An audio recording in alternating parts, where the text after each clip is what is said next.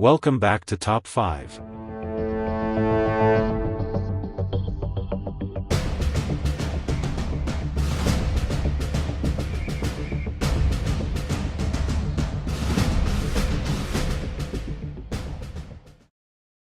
Episode 2, Bound in Chains. Andre Collins' head was pounding, a sharp, relentless throb that made it hard to think, let alone process where he was. The last thing he remembered was the dimly lit club, the heat of Maria's breath on his neck, the drugs pumping through his veins. But now, all of that seemed like a distant memory. Instead, there was only cold concrete beneath him and the sharp bite of ropes digging into his wrists. His eyelids fluttered open, the blinding overhead light forcing him to squint. His body ached, his muscles weak from whatever sedative they'd injected him with. He tried to move, but the ropes were tight, too tight. Panic surged through him as he struggled to remember what had happened. How had he ended up here, wherever here was? As his eyes adjusted to the harsh light, he could make out the room around him, bare walls, a rusted metal door, a table in the corner with tools that looked more suited for a torture chamber than anything else. His mouth was dry, his tongue heavy in his mouth. He swallowed hard, the metallic taste of fear thick in his throat. Suddenly, the heavy door creaked open, and in walked Valeria Delgado. The woman from his nightmares, only this time she was real, standing right in front of him. Her heels clicked sharply against the concrete floor as she approached, her icy gaze never leaving his.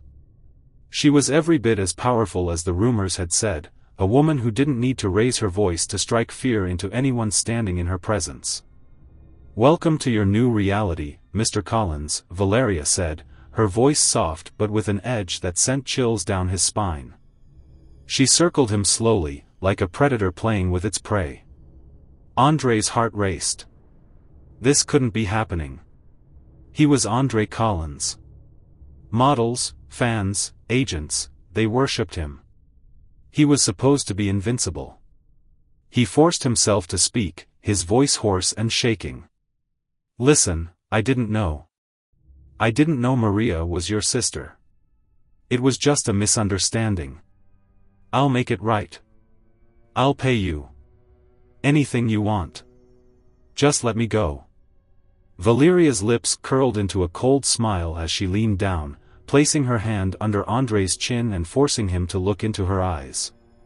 Her touch was soft, but her grip was iron. "You think this is about money?" she asked, her voice dripping with disdain. "This is about respect. You disrespected my family, and now you're going to learn what that costs." She straightened, brushing off her hands as if touching him had dirted them. "You're used to people doing what you want, aren't you, Andre? Used to getting away with everything because you're handsome, because you're famous." She gestured around the room. "Well, here, none of that matters. You have no control, no fame, no power. You're mine now." Before Andre could respond, one of Valeria's men stepped forward, a giant of a man with a scar running down his cheek, his eyes cold and devoid of emotion. Without a word, he pulled a syringe from his pocket, the needle glinting in the harsh light. "No, no, wait!" Andre shouted, thrashing in the chair. "Don't do this. I'll make it right, I swear." But his pleas fell on deaf ears. The needle plunged into his arm, and almost instantly, the world around him began to blur, the edges of his vision darkening as the drug took hold. His body went limp, his mind spiraling into unconsciousness. When Andre awoke, it wasn't the cold, sterile room that greeted him. Instead, he was lying on the ground in the middle of a jungle. The heat was suffocating, and the air was thick with humidity, making it hard to breathe. He groaned, trying to sit up, but his body felt weak and heavy.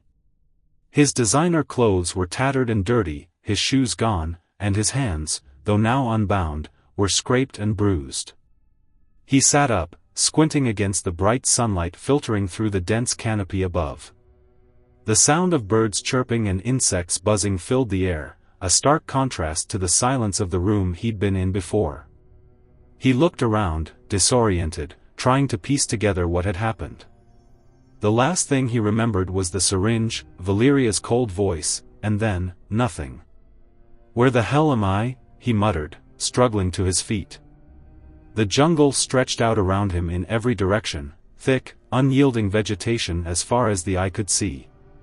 There were no signs of civilization, no paths, no roads. Just wild, untamed nature. Andre's heart pounded in his chest as the realization hit him. He was completely alone, stranded in the middle of nowhere. He heard a rustle behind him and spun around, fear tightening in his chest. Valeria stood there, as poised and elegant as ever, flanked by two men armed with rifles. Her dark eyes studied him with amusement, as if watching a trapped animal try to escape. "You're awake," she said coolly, stepping closer. The jungle didn't seem to faze her in the slightest. She moved through it with the grace of someone who belonged there, while Andre felt like a lost child. Andre stumbled backward, his heart racing.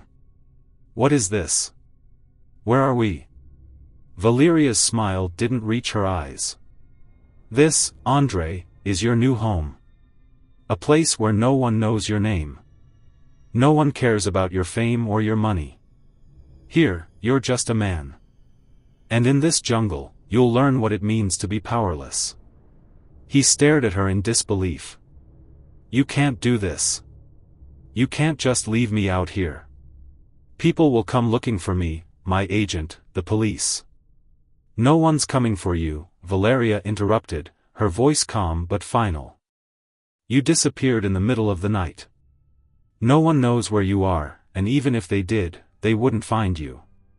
You're in my world now, and the rules are different here." Andre's mind raced, but no matter how hard he tried to think of a way out, every path led back to Valeria's chilling words. He was trapped. Completely at her mercy. "What do you want from me?" he asked, desperation creeping into